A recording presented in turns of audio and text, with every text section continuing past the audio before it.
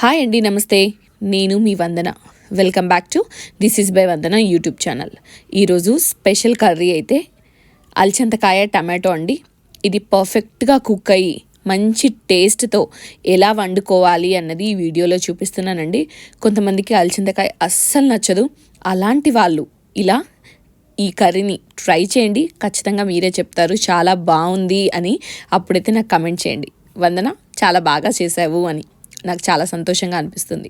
దానికోసం ముందుగా నేనైతే స్టవ్ ఆన్ చేసి కడాయి పెట్టేసి దాంట్లో ఒక 2 టేబుల్ స్పూన్ల ఆయిల్ని అయితే వేసుకుంటున్నానండి. అల్చంతకాయ ఉడకడానికి ఆయిల్ అయితే మనకు మంచిగా కావాలన్నమాట, వేగి ఉడకాలి. మనం దీంట్లో బయట నుంచి వాటర్ ఏం వేయం కాబట్టి ఆయిల్ కాస్త ఎక్కువగానే పడుతుంది. ఇలా ఆయిల్ వేడైన తర్వాత దీంట్లో జీలకర్ర, ఆవాలు రెండింటిని వేసుకొని అవి చిటపటమన్న తర్వాత దీంట్లోకి కట్ చేసుకున్న ఉల్లిపాయల్ని అలాగే మిరపకాయల్ని కూడా మనం యాడ్ చేసుకోవాలి. ఇక్కడ ఉల్లిపాయల క్వాంటిటీ నేను ఎక్కువగానే వేసుకుంటున్నానండి. ఈ కర్రీలో ఉల్లిపాయలు ఎక్కువగా ఉంటేనే మంచి రుచి వస్తుందన్నమాట, అందుకనే ఎక్కువగానే వేసుకుంటున్నాను. ఇవన్నీ మంచిగా వేగే వరకు లో ఫ్లేమ్లో పెట్టి వేయించేసుకోవాలండి. ఇవి వేగడానికి 10 నిమిషాల టైం అయినా పడుతుందండి. ఇలా వేగిన తర్వాత అంటే ఒక మోస్తారుగా వేగిన తర్వాత ఇందులో అల్లం వెల్లుల్లి పేస్ట్ కూడా వేసి పచ్చిదనం పోయేంత వరకు కలిపేసుకొని అది పచ్చిదనం పోయిన తర్వాత కాస్త పసుపు వేసుకోవాలండి. నేను ఇక్కడ 1/2 కిలో అల్చంతకాయల్ని తీసుకుంటున్నానండి. వాటిని ముందుగా మీడియం సైజు అంటే 1 ఇంచు వరకు పొడుగుండేలాగా తుంచుకోవాలండి. మీరు తుంచుకోవడం ఇబ్బందిగా అనిపిస్తే వాటన్నిటిని కట్ చేసుకోవచ్చు.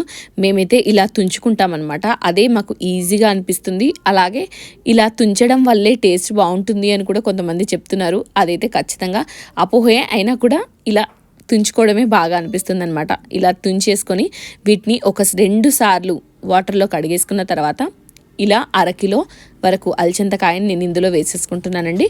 కొంతమంది బొబ్బరికాయని కూడా అంటారు, ఎవరికి తోచినట్టుగా వాళ్ళు. మేమైతే అల్చంతకాయ అంటామన్నమాట దీన్ని. ఇందులో వేసుకొని 1 టేబుల్ స్పూన్ వరకు ఉప్పునైతే నేను ఇక్కడ యాడ్ చేసుకుంటున్నానండి. ఇదంతా ఖచ్చితంగా లో ఫ్లేమ్లో పెట్టుకొని మూత పెట్టి మంచిగా ఉడికిస్తేనే ఈ అల్చంతకాయ కొంచెం స్మెల్ లేకుండా మంచి టేస్ట్తో ఉడుకుతుందనమాట. అలాగే ఉప్పు వేసుకోవడం వల్ల కూడా మంచి రుచి వస్తుందండి. అందుకని ఉప్పు వేసుకొని ఒకసారి అంతా మంచిగా కలిపి లో ఫ్లేమ్లోనే ఉడికించుకోవాలి. ఇలా అల్చంతకాయ మనకు అలసందలు ఉంటాయి కదా, అవి ఈ అల్చంతకాయల నుంచే వస్తాయి అన్నమాట. అందుకని మేమైతే అల్చంతకాయ అంటామండి. ఇలా లో ఫ్లేమ్లో ఒక 10 నిమిషాలు ఉడికించుకున్న తర్వాత మూత తీసి చూస్తే చూసారా, ఈ స్టేజ్లో ఉడికాయన్నమాట. మళ్ళీ ఒకసారి అంతా కలిపేసి ఇంకొక 10 నిమిషాలు నేను లో ఫ్లేమ్లోనే ఉడికించుకున్నానండి మూత పెట్టి. ఇప్పుడైతే ఇవి పర్ఫెక్ట్గా ఉడికాయండి. మంచి సాఫ్ట్గా రావాలి, అలా అని మొత్తం చితికిపోకుండా చూసుకుంటూ ఉడికించుకోవాలి. ముక్క బాగా చితకకూడదు. ఇప్పుడు దీంట్లోకి నేను మీడియం సైజు టమాటోలు 2 వేసుకున్నానండి.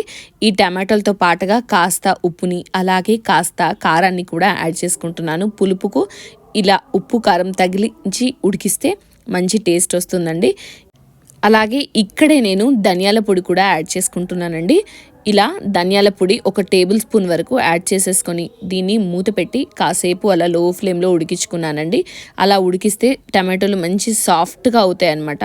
తర్వాత మూత తీసి ఉడికిన టమాటోల్ని నేను స్పూన్తో ఇలా స్మాష్ చేసేసానండి. అప్పుడు దాంట్లో ఉన్న గ్రేవీ కర్రీలో కలిసిపోయి మంచి టేస్ట్ వస్తుంది.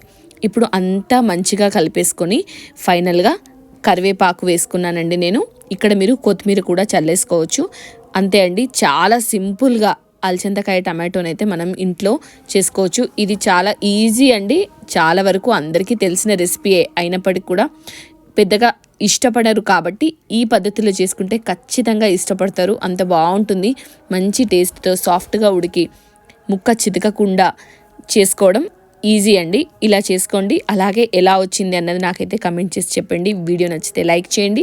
అలాగే మన ఛానల్ని సబ్స్క్రైబ్ చేయడం మాత్రం అస్సలు మర్చిపోవద్దు. మీరు చేసే లైక్స్, షేర్స్, కమెంట్స్ అలాగే సబ్స్క్రిప్షన్ నాకు మంచి ఎనర్జీని ఇస్తాయన్నమాట. మరిన్ని మంచి వీడియోల కోసం సబ్స్క్రైబ్ చేయండి. Thanks for watching.